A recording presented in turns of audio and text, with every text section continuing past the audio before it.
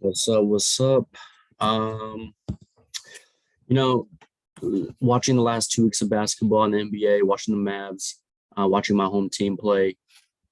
It's safe to say Luka Doncic is the most toxic player in NBA history.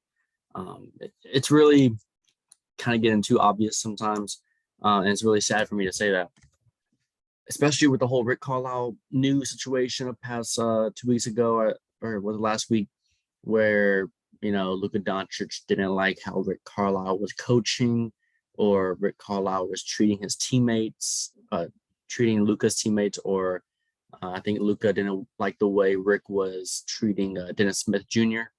and just it's great and all, but he's in his fourth year in the NBA. Rick Carlisle is a NBA champion coach. What if I told you a fourth year player declining was calling the shots and was saying, "Hey, I don't want this NBA champion coach." It's very toxic to just give up on coaches, give up on managers of your team. When you got rid of Rick Carlisle, you got rid of all the assistants. You got rid of a lot of his coaching staff. So just because you don't like the way, like, let me say this in a very respectful way, you're not going to like everybody. You're not going to love all of your teammates. You're not going to love all your, like, the way your friends might treat some people here and there. You're not going to love everything about everybody. And I think that's a very common thing we know of. And especially, let's pull it up. Especially with Luka having career lows in a lot of stats. He's having his worst year since his rookie year. He's declining already. And at 22, it's a very concerning situation. And so you're having a declining player, fourth year in the league, calling the shots. You're having a 22-year-old saying we need to fire our NBA champion coach. It's an extremely toxic move by him. And especially since the high, like last year, they got to the 5 seed. That's great. That's great and all, but that doesn't mean you can just run out players, run out coaches. The Mavs, we are giving Luka way too much leverage when it comes to managing this team. It's a very, very confusing and extremely toxic by Mr. Doncic. And I would say this to him. I would say Luka, like, he needs to stop taking control of this franchise. This franchise knows how to win. This franchise knows how to win championships, or is set up to be in that position. This was an article. I know a lot of people kind of wrote articles about the article. Carlisle resigned,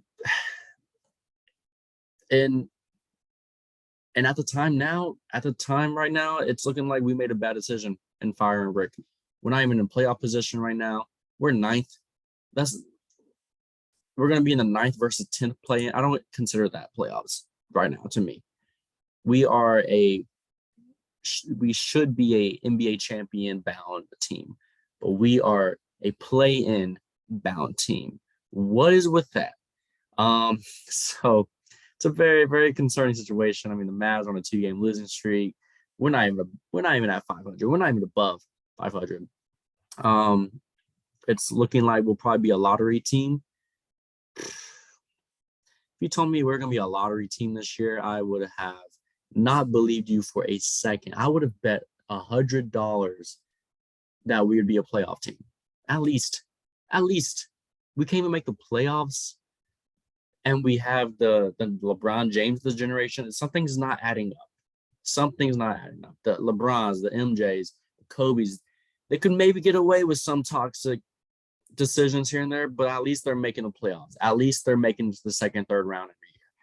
Luka's never won a playoff series. This is his 4th season.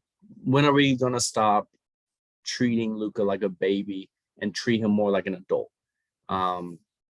And it's just very, very toxic coming out of him.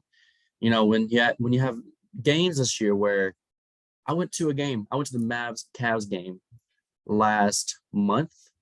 Luka's out. or no, Luka's in the game, full squad healthy. We lose by 40. We lose by 30. We're down 35 at one point, and we lose the game. I went to the Mavs game last week where we played the Hornets. Luka's out. We win by 30. We win by 40. We were up by 35 at once. So the way Luka is talking, he seems very egotistical right now. And ego mixed with toxicness, not a good combo. Not a good combo. It isn't. And so when you have an all-star teammate, when you have an up-and-coming star in Jalen Brunson, you have all the weapons. There's no reason why you should be not making the playoffs with any coach. Doesn't matter what the coach is. Doesn't matter. Your coach is going to be mean to you sometimes. Coaches are sometimes mean. And I think that's if people played sports, no one really loved their coaches. No one loved their varsity basketball coach. You love them with the respectness. You're not best friends with them.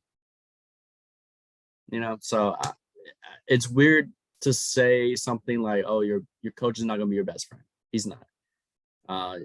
With bringing in Jason Kidd, I think they're trying to make Jason Kidd besties with Luka Doncic. I don't care. We're a worse team now. So I don't care about the bestie stuff when we are in the worst team. I'd rather have the mean coach and win games. And I think that's a very normal statement to say. Last thing, I just want to go under like the most toxic players, I guess, currently right now. There's a little article on Reddit. The first toxic player, we have Kyrie Irving. I can see why a lot of people would think Kyrie Irving. He's been just blowing up teams left and right, the Cavs, Celtics, Nets. He's kind of sometimes on his own, it feels like, and he's an interesting dude. Not much to say about that. Rajon Rondo, and then third, Dwight Howard. All these guys are toxic, I would say. Luka is probably in this group right now, and so I know Rajon Rondo had probably one of the most hated players in Dallas history. Luka is definitely starting to compete with Rajon Rondo for most toxic player with the Mavs, but I would say Luka is way more toxic right now than Rajon. And so Dwight Howard, he had an unfortunate career, but all this to be said, man, I love Luka. I want Luka to be great. I want the Mavs to be great. But we are the 9th best team in the Western Conference.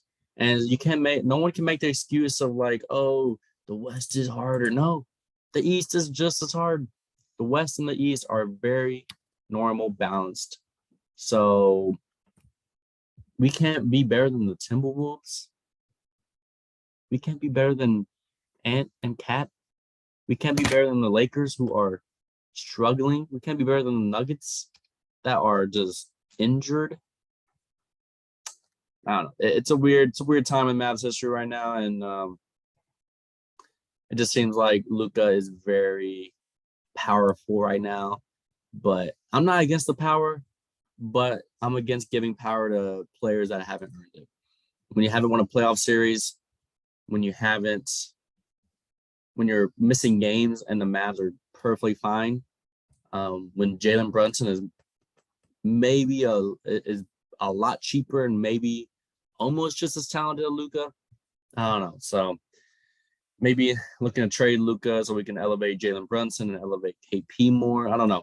There's a lot of decisions that the Mavs organization need to make, and it's getting ugly. It's about to get extremely ugly in the city. So I do not want that to happen. Do not want that to happen. So we'll see what happens. Man, it's very, very depressing right now as a Luka fan. Career low and so much. Why is he having a career low in free throws? That's a concern out of his work ethic. Horrible work ethic if you can't get better on free throws each year as a guard. Yeah, I don't know, man. That's all I have for today.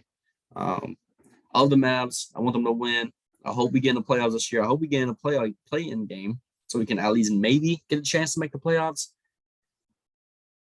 I don't know. We'll see what happens. But yeah, definitely most toxic player in NBA history, and it's sad to see. It's sad to see for sure. Yeah, that's all I have today. I'll give y'all an update in a couple weeks. Let y'all know what Dallas is really feeling like with Luka or the team itself.